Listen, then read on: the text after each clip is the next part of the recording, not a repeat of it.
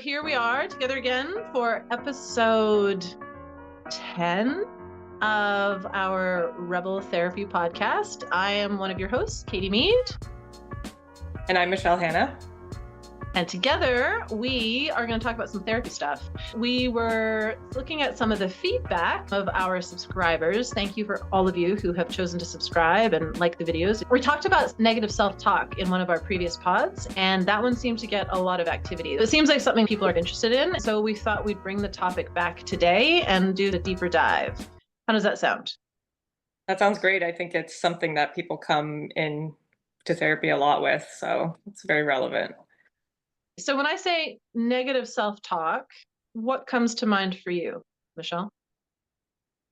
For me, another way to say it is the inner critic, right? Like that voice that's criticizing what you say and do and telling you to watch out for this and why didn't you do that? It often is on a loop and has its own greatest hits of what it will say to you over and over again. The litany of all your missteps and all the ways you are bad or done bad things. Like, why did you do that? You always do that. This comes up all the time in my client sessions, comes up a lot with kids, but it comes up with everyone. What do you think the purpose of it is? I like to ask people that, like, why is this negative voice rampaging in your head? What is the purpose of it? I think it is attempting to help you, even though it doesn't feel that way. It's trying to ask you to pay attention to things that it thinks you should or watch out for. It's like a strategy you've learned to cope with your environment and the people around you. In a way, it's trying to keep you safe and successful. At least that's what it's telling you, right? If you do it this way, you will succeed, you will move forward, you will get what you want. But it's harsh. One of the ways I describe it to people is it's like a mean coach. So if anybody's ever been on a soccer team or a baseball team or a basketball team, sometimes you get those coaches that really want to kick your ass. And that's the way they are trying to motivate.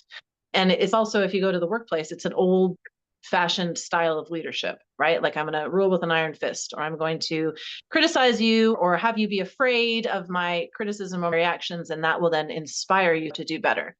If you have somebody who is motivating through fear versus motivating through love and compassion, think about that excellent teacher who was super cool and really supportive and believed in you and thought you were amazing. Like, really, which is going to get the better results? I firmly believe it's the other. Think about a good boss who is behind the scenes, supporting their employees to do what they want to do and have all the resources they need to be successful and guide through motivation and compassion. It feels very clear that is the more effective way to go, right? I agree. It is the more effective way to go. Your critic would say otherwise, right? It's sort of like, this is the only way. This is going to keep you motivated. This is going to keep you trying hard. If I'm not doing this, you won't do anything. You won't accomplish it. It's going to be lazy, unsuccessful, alone, whatever the horrible thing is. So then I will say, why do we choose that versus the more compassionate way? I think it's different for everybody. I think it's a strategy we've come up with. And when you're younger, if you're not taught with a compassionate coach voice, how to motivate, keep yourself safe, do a good job. It's like you're picking up these little pieces that seem to work or yield some sort of result you want. And you're like, I'll just keep going with that. Well, I think we do that because they work. They do work, right? And I think that as you were talking, what came up for me is you're really talking about survival, right? So if you're going to survive, there's no time for luxury and softness necessarily. It's just get it done, right? So it makes sense that a child who has not been as supported as most of us needed to be has figured out a way to survive. And then we carry that through into adulthood and we're still using the same strategies. You know, I was joking with you before, the idea of like, do you speak Greek, for example? I do not. You do not. Okay. So if you were one of my clients, I'd say, well, then why? Why don't you speak Greek? Why don't you know how to do that? What would your answer be? I never learned and I never tried to learn. Exactly. The only reason you don't speak Greek is because no one taught you how to do this. You're not born knowing how to speak Greek or Russian or Italian or English, right? We're not born inherently knowing how to do these things. We're not born inherently knowing how to support ourselves. It's a skill that needs to be acquired. And if no one teaches us how to do it, we teach ourselves. So another analogy that sometimes works is the idea that, if you want to learn how to swim, one of the ways that many of us learn is to be thrown into the deep end, and then either you learn to swim or you die. All right, great. So you figure it out. If it's that or drowning, you figure it out. At the end, you know how to swim. Excellent. The alternative would be a swim instructor who takes you by the hand and teaches you about swimming and how to perfect the different ways of swimming so that at the end of that process, you can swim. But if you think about the two swimmers, who is the better swimmer? It has to be the person who's been taught with safety and compassion and support, right? Yeah, I agree. And I think they're probably doing it with some ease, with some I love that. comfort, right? Like, Fun, even. yeah, they might even choose to go swimming, right? They're not just waiting for someone to push them into the deep end. They've learned that skill. Oftentimes, that can be the role of a therapist, right? To help you get that skill. It's kind of learning how to substitute that voice for something else, right? Instead of that same loop of criticism, it's like having a different voice in there, offering A an reminder. alternative. Yeah, I think the other thing that is really important is this idea of practice. Any skill acquisition requires practice. A therapist can play that role of the coach or the expert. But to be clear, we're not there to save anyone. I'm not saving you.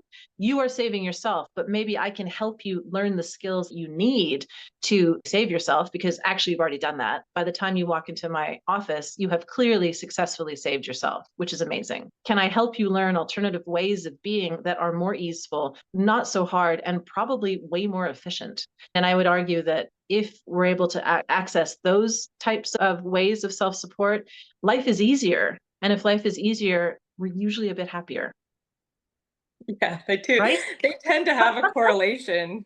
We also talk a lot about body stuff, right? If you think about the body in those scenarios, to be thrown into a deep end and feel like you're drowning and you have to flail about, that is very distressing. And Well, it's a it's also exhausting, lot right? of adrenaline, a lot of energy just to keep yourself alive, as opposed to learning the more efficient strokes or even how to tread water, how to move through the water in a different way, support yourself in it in a different way.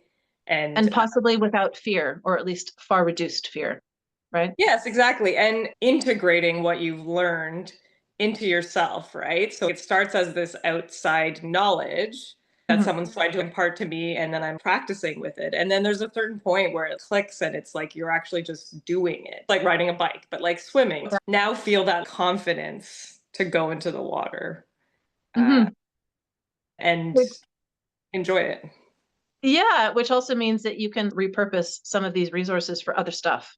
If I'm not spending so much time beating myself up about stuff, then I have a lot of energy to do other cool things that I want to do, like have a relationship, go to my job, or enjoy the day. But it makes life so much easier. Instead of pushing through our resistance, the type of therapy that you and I do, we don't push through, we work with. Right? We're not in opposition with ourselves. We listen to what our bodies are telling us, and then we work with ourselves. Coming at it from a place of compassion and patience is working with as opposed to working against. Yeah, totally. Sometimes you have to be willing to try something different, right? The critic lies to you and says, this is the only way. And you're like, if I don't have that voice pushing me, am I just going to do nothing? And it can be that fear, but to be like, okay, I'll test it out. Take some more time to do this thing. I'm going to give myself more space, whatever it is, to approach Yes. yourself with kindness in that scenario and to see, do I end up with a similar result? How is the process actually getting there for me? Does it work? Yes, absolutely.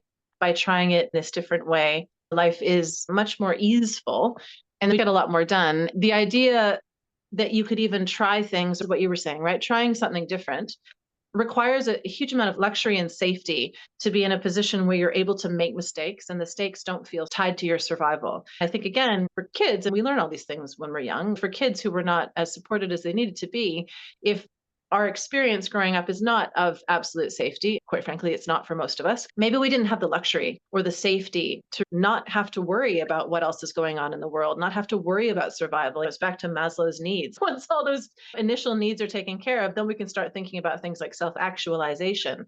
But for a lot of us, that just wasn't an option. when somebody walks into a therapist's office with a good therapist, ideally we are able to create that safety that perhaps you haven't had before, which then gives, Exactly. right, creates the opportunity to actually try some of these things and to take Yes. risks, make mistakes. You're not going to die because you've got the therapist there to keep you safe.